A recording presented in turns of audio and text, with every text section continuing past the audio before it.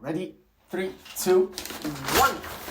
Hello, everybody, and welcome to episode 7 of the Showerpodcast, the podcast where I'm in my shower and you do you. This is your host, Chip, and today's episode it's going to be perfect because it matches exactly my need for doing this. And maybe it's also gonna help you stick through the first day of work after a 2 weeks long vacation. Topic of today is motivation. And if you are on TikTok, Instagram, or any platform that really shares any kind of video, you'll know what I mean.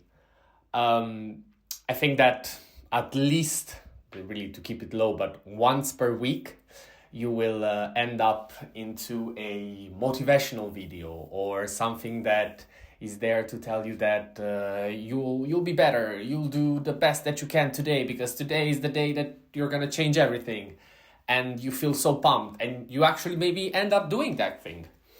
And then tomorrow comes around and you're like, man, today I don't have the motivation as I did yesterday. I might as well wait for the next moment. And that is a recipe for absolute failure, as you can obviously imagine. And this is how I feel today. Throughout the last week, I'd say, now with episode 7, so we are exactly 1 week in. I was always motivated to do this because I didn't have other, let's say, important things to do during my day. So I felt motivated to do this. Whereas today, I had to wake up early, I had to come home, I had to open my laptop, and I had to work. And now I'm during my lunch break, and I'm trying to find the motivation to first record this, and second, go on with the tasks that I have to do. And what I'd like to discuss with you today in general is how dependent are we on this magical word that we always use, motivation, and actually what it provides us. What is the key and what is the magic? What are the emotions that it evokes in us? And I'd like to think about it a bit loudly with you and try to understand, is there any way to replicate this kind of motivation through normal things? And let's see it from the right side, okay? So when you feel motivated, there is something that I think inspires you. You see something that it's admirable, that is desirable, and that it's also in your own interest to achieve. So you, let's say, by default, try to replicate what you saw, and it puts you on the right path towards the thing that you were looking to do. That can be really anything. Going to the gym, I mean, those are the classics. Studying, or, keeping up with your project, working, and so on and so forth.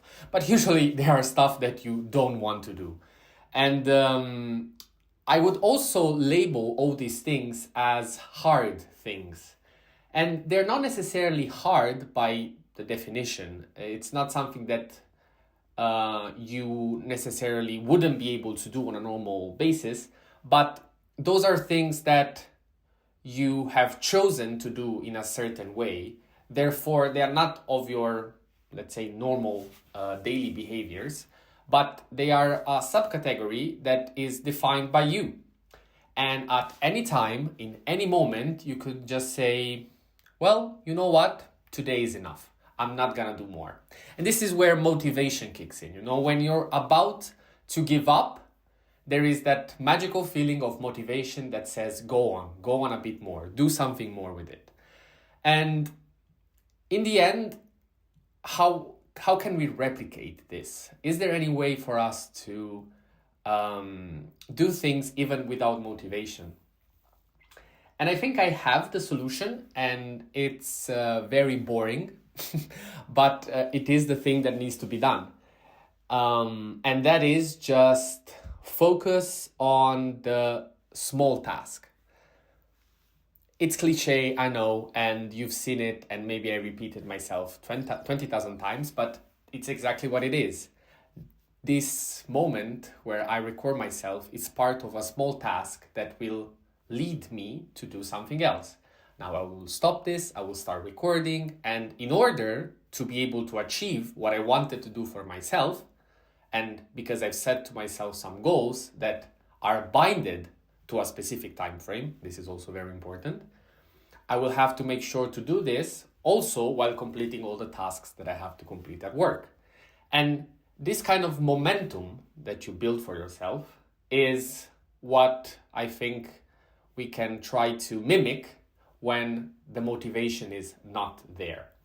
So not slowing down, not arriving at that tipping point where you're like, you know what, I've done enough today, or you know what, I feel tired.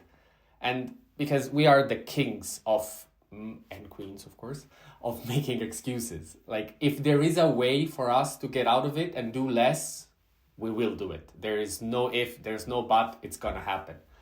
But the way to stay active and to be able to continue doing is indeed not stopping. And I will close with, let's say, the other side of the medal. And I mean, again, another word that a lot of us maybe have heard, but if you keep on doing stuff and you keep on telling yourself that you need to be busy to be able to achieve stuff, you might end up in burnout. Whereas you are so overwhelmed by things to do that at some point you just explode. And I think that to avoid that, again, it's all about being realistic with ourselves and defining a minimum set of activities that need to be achieved. If you're able to do more, amazing. If you feel motivated to do more, even better. But what is important is that when you go to sleep that day, did you achieve that minimum set that you've been realistic with yourself? And then you said, okay, if I do this, I'm going towards the direction that I want to go in.